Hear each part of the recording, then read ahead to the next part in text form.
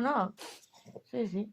Y luego nada, para corchar, juntáis vos todos, porque claro, llévate tiempo. Sí, para corchar hay que entre que laves botellas y tal, lleva un par de días lavar botellas.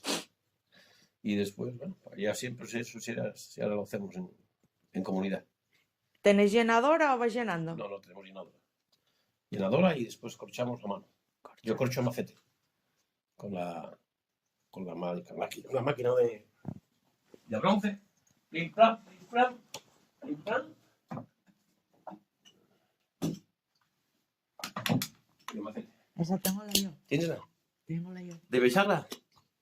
¿Sí? Tengo la yo, sí. Pues ahí, Sí, tengo la como un paño. hay pocos. Era de mi abuelo, sí. Este ya corcho lo suyo. Este es el corcho.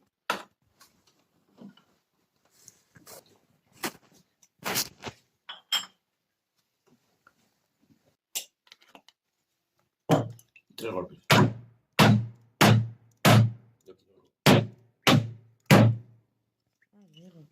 Pasa que aquí no, ahora no es.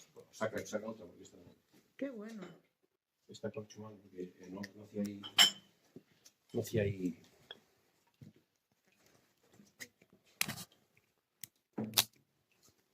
Vamos a hacer el cuerpo.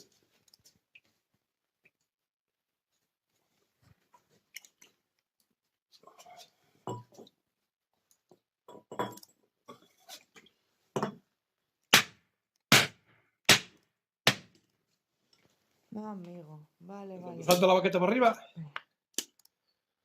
Sí. Vale. Pues sacamos Qué la bueno. interesante del consumidor. Pues está, sí.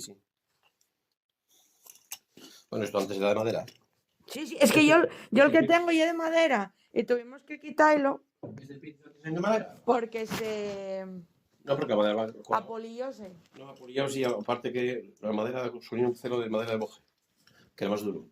Pero a medida que va gastando, va gastando. Sí. Como se echaban a corchos con agua caliente, encima ablandaba la madera y ahora con el teflón para siempre.